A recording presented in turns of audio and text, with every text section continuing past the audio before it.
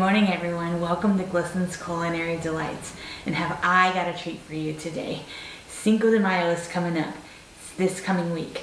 And one of my favorite things to make around this time is carne asada. Now, carne asada is super amazing. And here in Arizona, I'm really blessed to have so many like carnicerias and Mexican marts that I can go to and get the ingredients that I need. I can even go there and just get the prepared carne asada meat and grill it up, and super fast and super easy. But many of you don't have that luxury. So today I'm going to teach you how to make a carne asada marinade, and then we're going to make some carne asada tacos for our Cinco de Mayo celebration. So stay tuned. So today we're going to get started with our amazing marinade. Now here's the ingredients that you're going to need for this marinade, and then I'll just go over them real quick and then we'll blend it up. It's really quick, really fast, really easy. So I've got some olive oil, and I've got a mixture of seasonings. I've got cumin, salt, onion powder, and then I've got some garlic cloves, serrano peppers, and I seeded it. If you want it more spicy, you can leave the seeds in. And then I've got lime juice and orange juice. These are freshly squeezed, and so I will have the recipe for this down in the description, and we'll get started mixing that up. So first I'm going to do my olive oil, 3 tablespoons. I'm going to have my citrus juice, so it's a half a cup of orange juice, freshly squeezed, and a 1/4 cup of lime juice. Now this juice is important just because it's going to help break down the toughness of your meat. All right, and then I've got a serrano pepper that I've seeded. I've got 3 cloves of garlic and just a little tiny bit of cilantro. And then my seasonings, salt, onion powder, and cumin. All right, and then last but not least, I've got some New Mexico chilies that I have boiled in some water, and I've let it steep for 10 minutes. So this is what they look like. You're gonna seed them, take all the seeds out, take the tops off, and just let them boil. And then once they start to boil, then you're gonna turn it off and then let it steep for 10 minutes. So I'm just gonna add those in here as well. Now that I've got those in, I'm gonna just use a half a cup of this water that we used for the chili water. And I'm going to stick that in there as well. All right, now I'm just going to blend it up.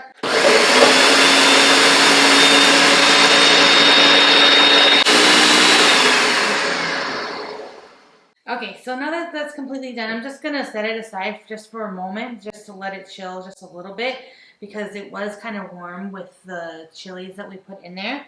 And we're going to talk meat. Now, the type of meat I like to use is the flat meat or flank steak. It looks like this. And I got this from Costco.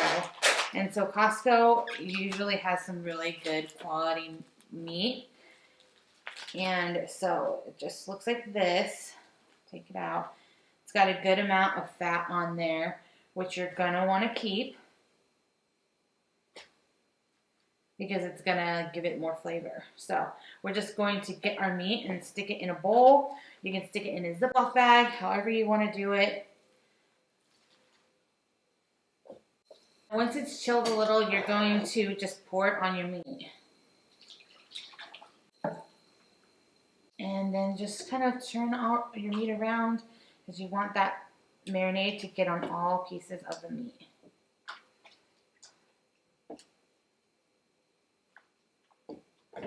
Okay, and that's it. So I'm just going to cover this up and store it in the fridge. You'd want to store it for about 3 hours, just so that the citrus has time to break down that meat a little bit and tenderize it and make it so good. So we're just going to cover this up, and then we will come back to it once our meat is ready. All right, on for our next step. Now that our carne asada is in the fridge, just chilling, just sitting there marinating, we are going to make a special sauce. Now, you guys have seen me make guacamole, you've seen me make salsa, you've seen me make all kinds of sauce.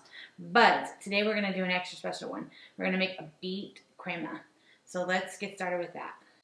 Okay, so let's get started with the beet crema. It's relatively simple and there's only a few ingredients. So we're gonna start with our ranch. And so I have a ranch dressing here, and you can use any type of ranch. You want to make a homemade ranch, you can go over to my Instagram. I have a recipe on how to make a homemade ranch there, or you can just use your favorite ranch that you have from the store. This is my homemade ranch that I'm using. So I'm gonna just put that in there. It's a half a cup. And then I have a quarter cup of sour cream.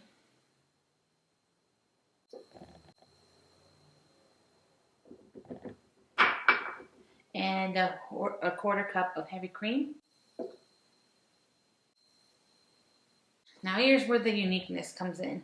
I have a beet, and it's just a whole beet that is just roasted. I just got it at the stores, the Love Beets packaging. They're already roasted, already ready to go. And so I'm just going to put half of that beet in my mixture. And then I have a clove of garlic.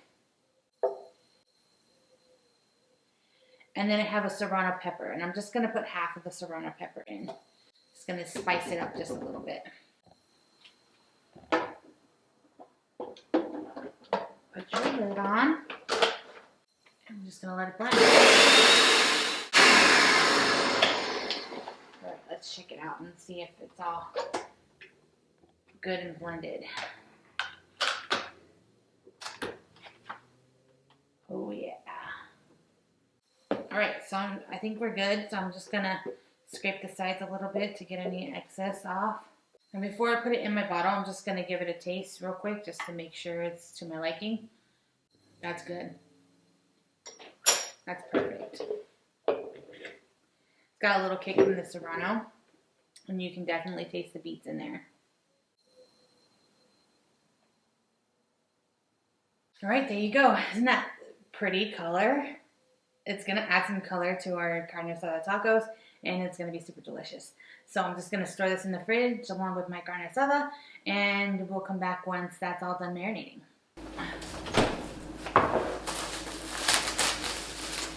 Alright, so I just got this out of the fridge, and I'm just going to turn it around just a little bit to make sure that it got that marinade on all pieces of the meat. And then I'm going to go stick this on my grill. Now you're going to have a grill that's really, really hot. You want to make sure that it's hot because you want it to be nice and crispy on the outside, but still a little pink in the middle. If you like it more well done, then you can turn the temp on your grill down. But I like it a little pink in mine. So I'm going to go stick this on our grill, and then we'll come back when it's ready. All right, time to flip them.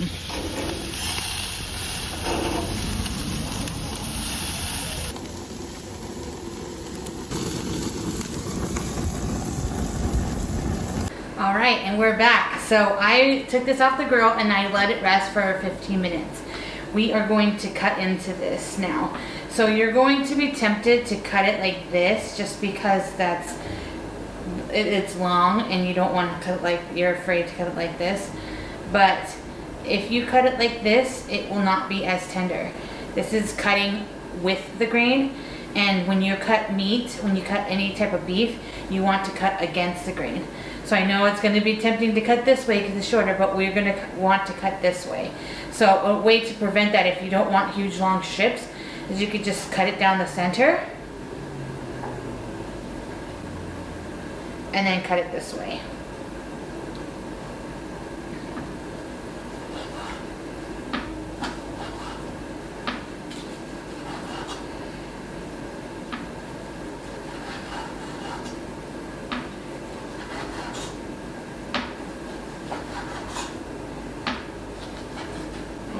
You can see that it's still medium in the middle, which is what we're looking for.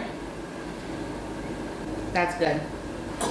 Okay, so we're gonna put our tacos together. Now I have a bunch of different toppings that you can put on your tacos. You don't have to do these toppings, any toppings will do. This is just the toppings that I like on mine. So I've got my tortillas, and I'm just using corn, and I'm using the cilantro lime tortillas that I've made. If you haven't seen that video, I suggest you go back because it's a really good one, and they're really simple and they're really tasty, especially with this recipe. So, cilantro lime tortillas. Next, I'm going to do my beef. I'm just gonna do a few strips in there. Carne Asada. So good. Okay. Then I'm going to do just a slice of avocado, a little bit of diced red onions,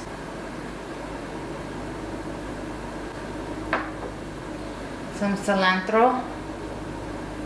Just gonna do a squirt of this lime. Our beet crema that we made earlier. Shake it up a little bit.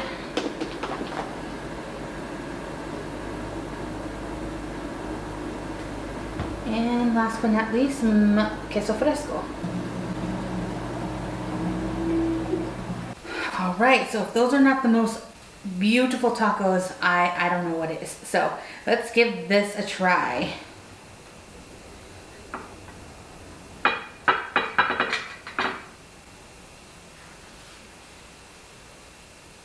That's like an explosion in my mouth. Everything just comes together so well.